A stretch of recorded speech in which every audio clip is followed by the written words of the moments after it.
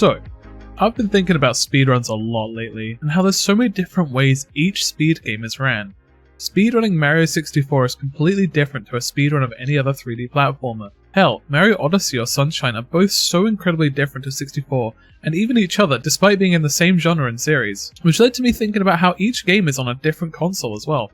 Well, not anymore since 3D All-Stars came out, and I started to think about how important controllers are for speedrunning specific games. Would Mario 64 runs be anywhere as good as they are if they used any other controller, or is it down to something just as basic as familiarity? I think that's definitely a topic for another video, because this one is all about people using unusual controllers or controller methods to speedrun games. This past week I've been keeping myself entertained by typing in the name of a random controller, followed by the word speedrun, just to see what kind of crazy shenanigans people have come up with, and how they compare to the world record or even the runner's own serious personal best. One of the most common and impressive feats seen in the challenge runs world is beating games using a steering wheel. Taking a quick search into YouTube, you'll be able to see a vast amount of games people have beaten using a wheel. There's Minecraft, Borderlands 3. Crazily enough, someone's even beaten Forza Horizon 4 with one. The speedrun that really stood out to me, however, is Nikoheart's run of Alien Isolation. This challenge is downright ludicrous to have sat through, not only because of Nico's creativity and interactivity seen in his streams, but by just how disrespectful it feels to play such a terrifying game with this control setup. I played through about 4 hours of Alien Isolation before I quit and uninstalled it forever on account of being way too scared to carry on. So to see Niko sit and plow through the game in just under 3 hours is an incredible sight to behold. Watching a man fight the definition of iconic horror monsters juxtaposed with a flamethrower controlled by a steering wheel, or trying to run away from the aliens that chases him down while he's frantically steering left and right to get away makes for some hilarious, yet tense moments. I highly recommend you check this whole run out, which I've linked in my description. It is a journey and treat to sit through.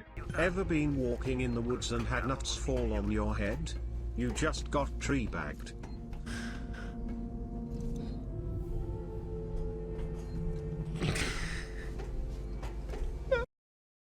Up next is probably the other controller you're likely to have seen someone use, which is the Dance Mat or DDR pads.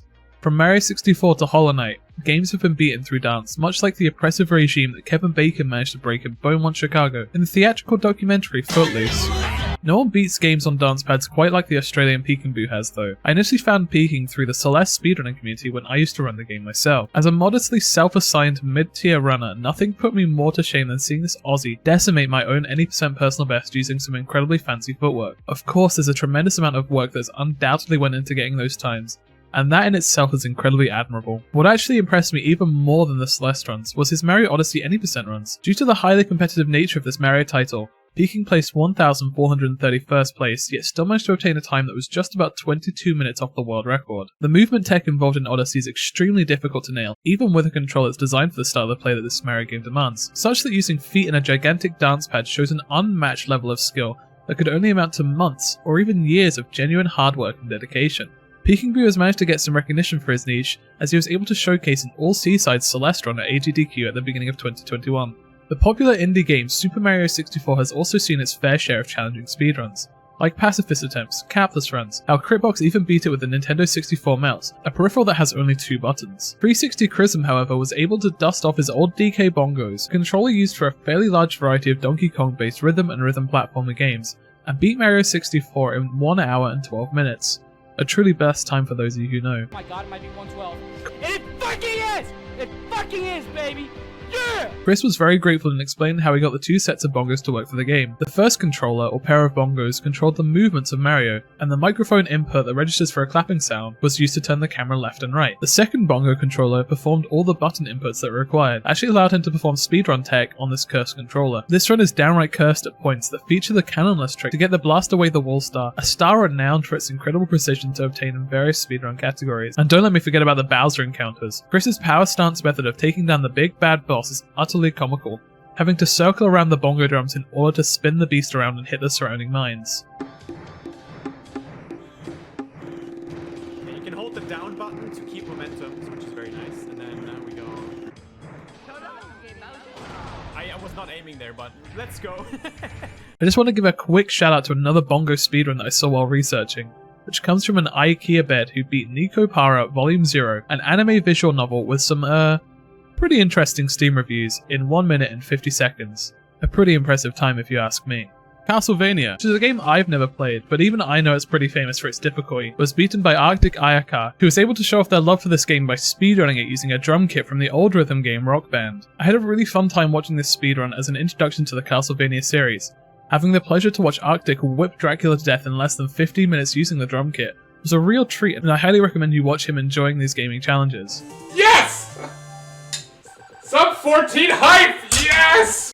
One of my first introductions to PC gaming was Hotline Miami, and what an introduction that was. This brutal, ultra-violent, reaction-heavy action game was an incredible experience from start to finish, and 8 years on, I still have no idea what that game was about. All I remember from that game is the constant struggles of trying to take down the two big cats towards the end of the game, and getting my ass handed to me constantly as I tried to bash through doors and whack grunts with a baseball bat before they whacked me. BuffetTime was actually able to show just how easy Hotline Miami is by posting an incredible amount of speedruns using various different controllers of this popular indie game. My favourite and arguably most absurd run was when Buffet used a fishing rod controller to complete this game incredibly quickly. Buffet remarks in the description of his video that this challenge was actually fairly easy due to being able to auto-lock onto enemies, but watching through this run, it still seemed to provide a decent enough challenge that ended with a time just over 1 hour, which was about 39 minutes longer than the world record, and 37 minutes behind Buffet's own personal best time in the New Game Plus All Levels category that he was running in. After getting in contact with Buffet, it appears that they had the intention to use the real portion of the controller for movement but couldn't get it to work. This run was impressive enough that watching them reeling to move around would have added an extra layer of incredulity. Buffet actually has a whole YouTube channel that showcases his speedrunning adventures, as well as beating Hotline Miami with a bunch of custom controllers that I haven't included in this video, like a PlayStation 1 fight stick and even the DK bongos. Up next are some runs that I think are just about applicable to the title of this video, and one which isn't a speedrun at all, but is definitely a nice summation of everything I've talked about so far. So what could be the most unusual controller to play a game with, you may be asking yourself at this point in the video? Well, I could probably tell you that the most unusual controller you can beat a game with is actually no controller at all. LosvikeN demonstrated that they could beat a game that has gone down in history as the game of the year for every single year. The hit Sega Genesis experience, Barney's Hide and Seek. This game boasts of having over 100 words and 200 phrases spoken by Barney the dinosaur. Showcased at the European Speedrunners Assembly, the 80% run was beaten in about 9 minutes and 9 seconds. And the most incredible thing about this run was it was actually a world record, and has been held for the past 5 years uncontested. This game is beaten without a controller pretty easily because it plays itself with Barney just walking to the right through the whole experience. LosvikeN was blessed by what I can only assume is some very lucky RNG that skipped a bunch of interactions with NPCs in order to obtain this world record. I wholeheartedly recommend you watch this video. It's by far the most ludicrous speedrun I've ever seen, and the atmosphere generated at the event even made me celebrate watching Viking get this record.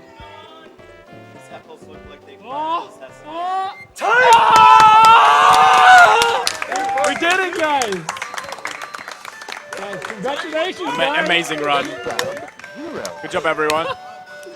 Congratulations! All around!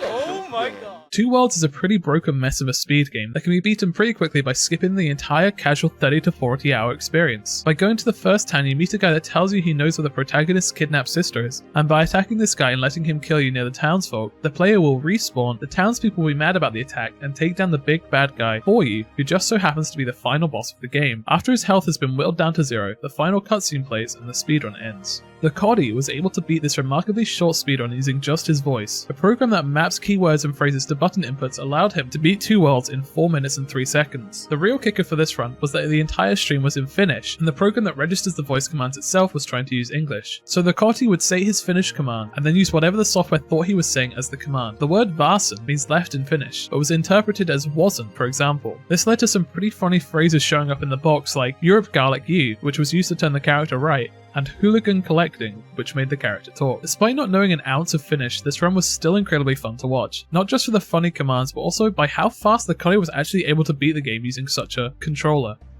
Ja aika.